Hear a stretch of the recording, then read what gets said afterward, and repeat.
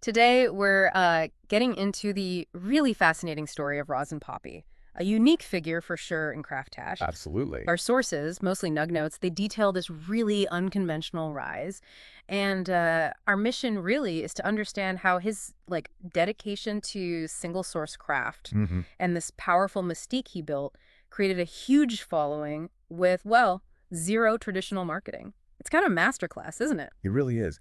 And what's so fascinating, I think, is how it all began. Mm-hmm. Way back in what the source calls the solventless trenches. Right. So picture this.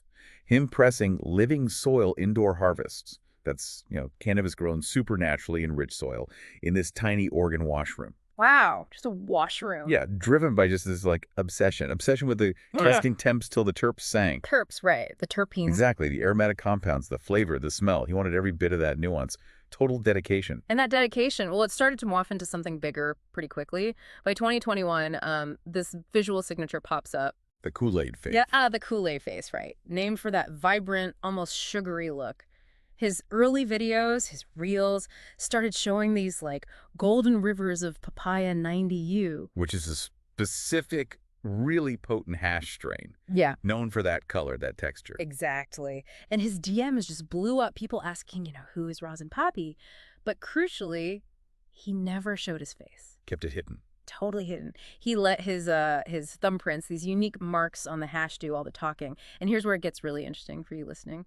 This wasn't just about having, a great product. No, definitely not. Yeah. If you connect it to the bigger picture, his whole approach was juice over hype. That's the phrase. Juice over hype. I like that. Yeah. By 2022, his Juiceman and Fabuloso drops were just legendary. And these weren't just, any old products. They had these bright candy fruit profiles and perfect cold cure discs. Cool cure discs. Okay, so that preserves the delicate stuff, right? Exactly. Flavor, consistency. But what made them really unique was the distribution. Yeah. Totally unconventional. Well, small batch only.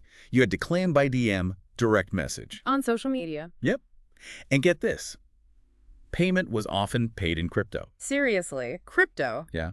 No dispensaries, no middlemen, no compromises. He even said, famously, if it ain't single source, don't call it Pappy. Meaning he grew it all himself. Total control. Seed to sale. That was non-negotiable for him. And that strategy, it clearly worked. By mid-2023, stuff like his Miami Vice and Pomelo Punch thumbprints were selling out in minutes. 2 minutes. Insane. Collectors in the U.S. started calling him the single-source GOAT, greatest of all time for that niche. He earned that rep. And his whole exclusive vibe. He put out this incredibly blunt post online, said something like, don't ask for wholesale, don't ask for outs. Outs meaning special deals? Yeah. Right. Don't ask to see his face. Yeah. Play with you, bitch, not with me. Yeah. Super bold, super defiant. What kind of impact do you think that message had?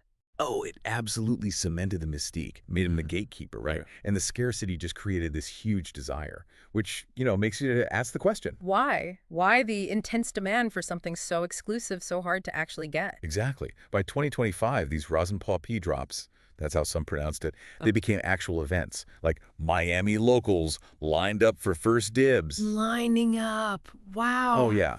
And you had private Discord servers just whispering about incoming batches. He's not chasing licenses. He's not trying to scale up to thousands of jars. No mass production. None. He's building a playbook where craft hash makers win small. His words were something like, I ain't a player, I just dab a lot. Oh, okay. He's just the guy who presses living soil flour into golden rivers and leaves the Kool-Aid man smiling. That's the image. It boils down to single source, loud rosin, no face, all flavor. Simple but powerful. It's not about volume for him. It's authenticity, passion, and just delivering something truly unique that people really, really want. So, Rosin Papi's story, it really does highlight how, unwavering dedication to your craft, a distinct personality, maybe even a bit abrasive, and just refusing to compromise on quality can create this huge phenomenon, all without the usual marketing playbook. Absolutely.